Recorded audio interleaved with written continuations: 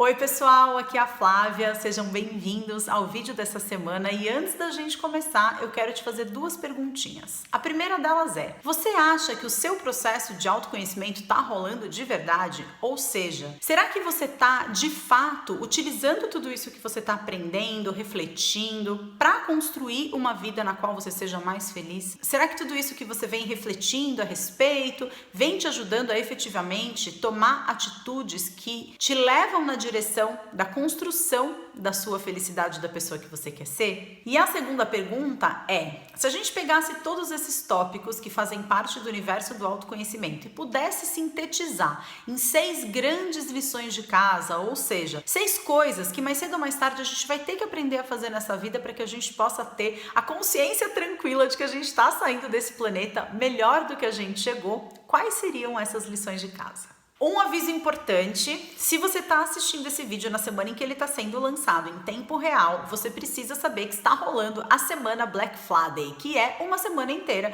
de descontos e oportunidades muito especiais para participar dos meus programas, dos meus cursos online preferidos. Eles foram super criteriosamente selecionados, pensando em todas as dificuldades que a gente vem enfrentando ao longo do ano de 2020 e levando em consideração também essas 6 lições de casa que a gente precisa dar cabo mais cedo ou mais tarde na nossa vida. Então, o link para a semana Black Friday tá aqui embaixo. Se por acaso você estiver assistindo esse vídeo e a semana já tiver acabado, aqui embaixo vão ter links importantes para você conseguir me acompanhar mais de pertinho e saber quando outras oportunidades assim acontecerem. Então, vamos começar sem mais demoras. Vamos falar sobre essas 6 lições de casa que a gente tem que concluir antes de abandonar essa vida e que fazem parte do escopo do processo do autoconhecimento. E a primeira delas, sem dúvida nenhuma, seria a sua forma de lidar com as suas emoções.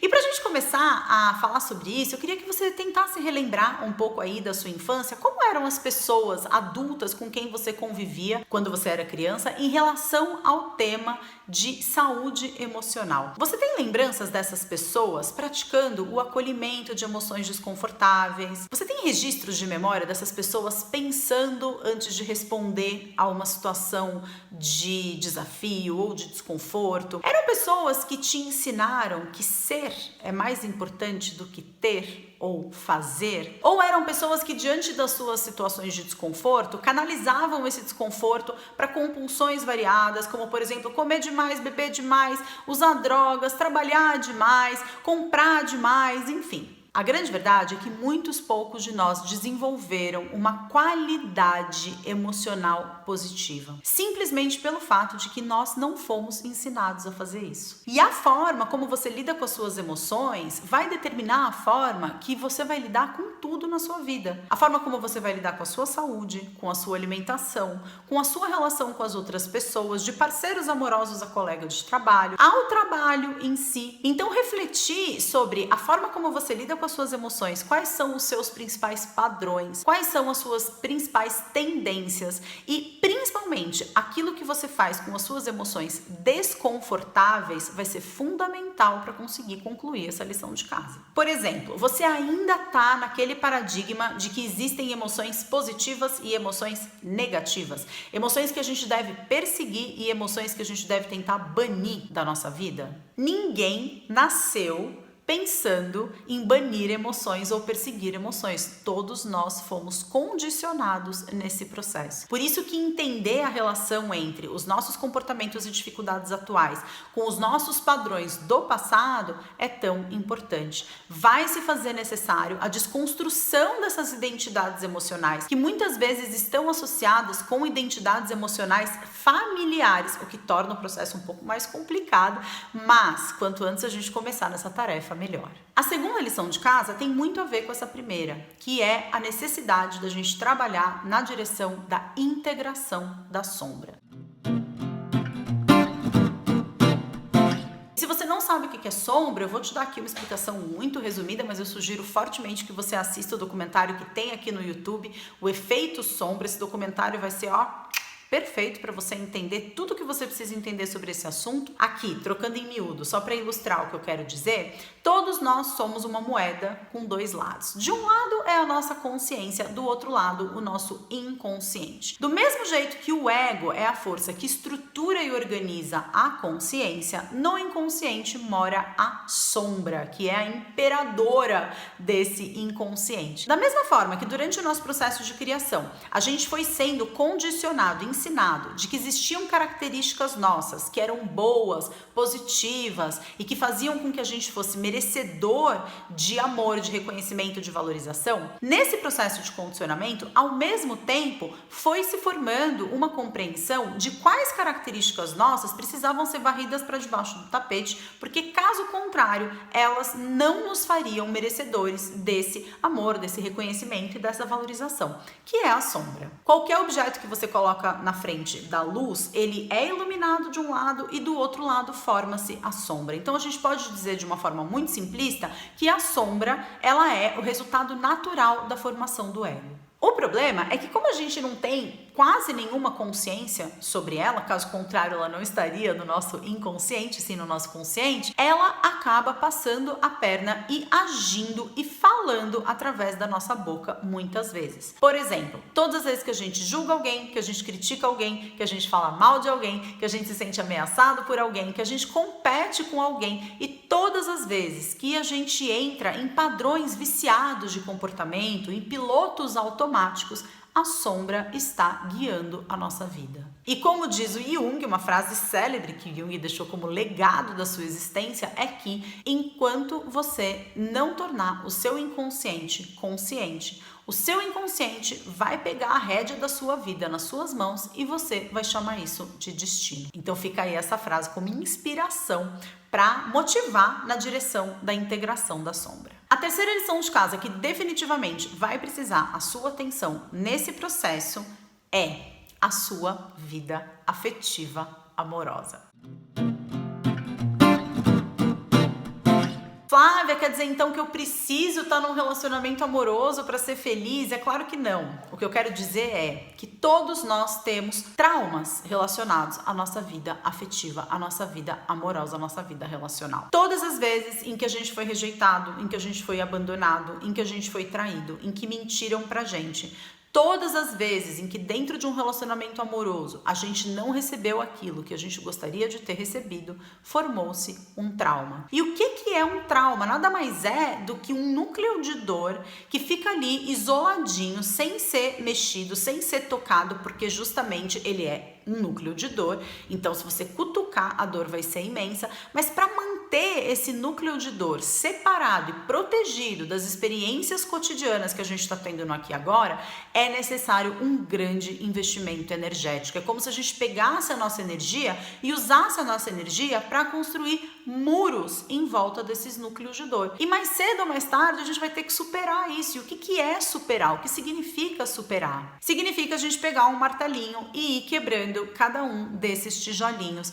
Entender que em todas as situações, por mais difíceis que elas tenham sido, nós também temos a nossa parcela de responsabilidade e que mais cedo ou mais tarde a gente precisa abandonar os jogos de poder, abandonar posições de vitimização, abandonar o comportamento de apontar o dedo para o outro e culpar o outro por aquilo que aconteceu com a gente. O desenvolvimento da autorresponsabilidade é fundamental para que a gente possa dissolver esses traumas e seguir a nossa vida com a nossa energia à nossa disposição para conseguir construir pontes ao invés de muros. E aí você decide se você quer se relacionar com alguém ou não, isso é um problema totalmente seu, mas que seja uma decisão pautada na compreensão e na posse da sua energia e não na negação das dores e dos conflitos e com a sua energia toda desgastada porque você tem que manter aquela situação isolada e você não pode nem esbarrar nessa dor de novo porque senão é muito grande. Uma coisa importantíssima, quando a gente fala sobre isso, a gente precisa falar um pouquinho de perdão. Perdão é um assunto super polêmico, é super espinhudo. Por que é tão difícil a gente entender o perdão como uma necessidade do processo? Porque a gente nem mesmo tem um entendimento de fato do que seria esse perdão.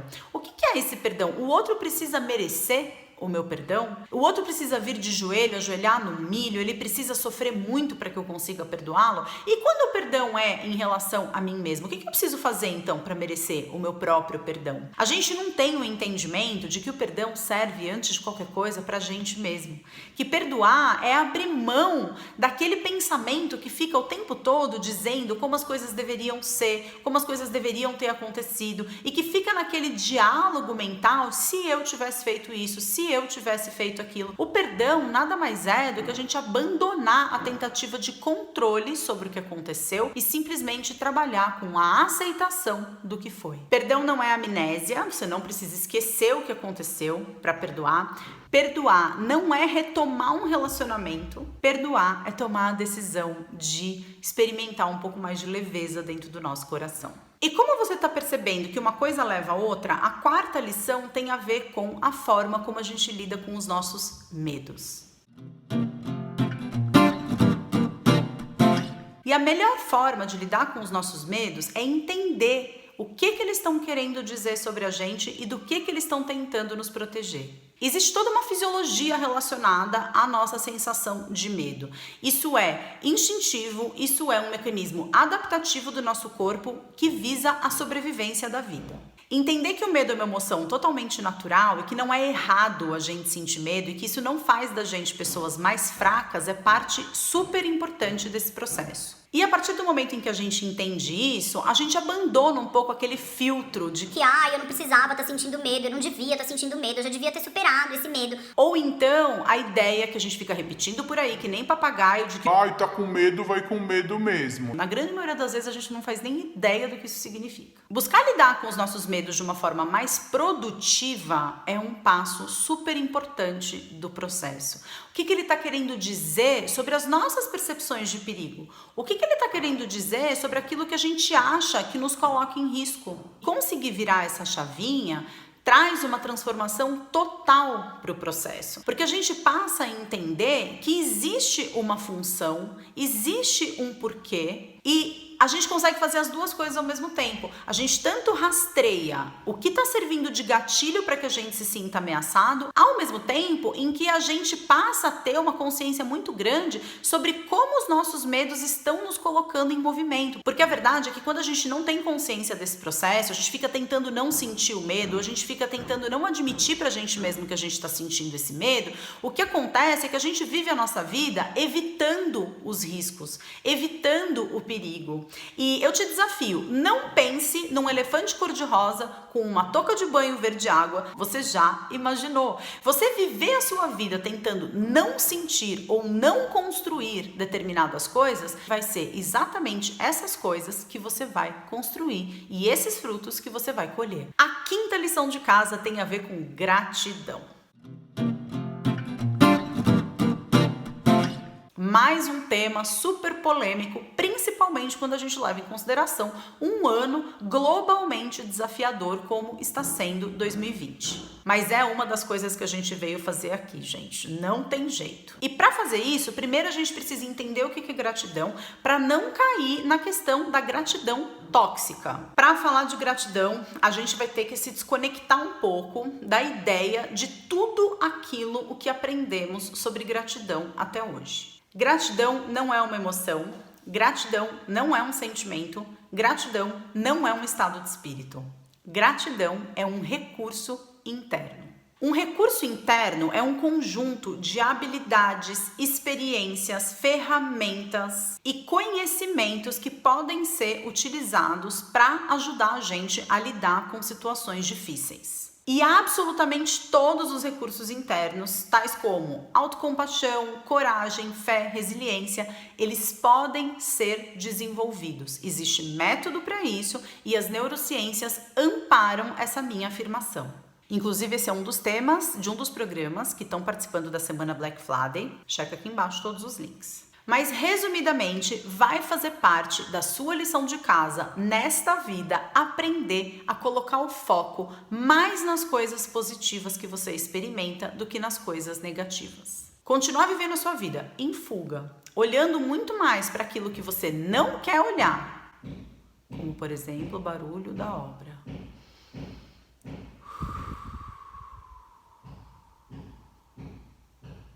Não vai te levar a lugar nenhum. E por último, mas não menos importante, você vai ter que abrir mão do seu pensamento mágico.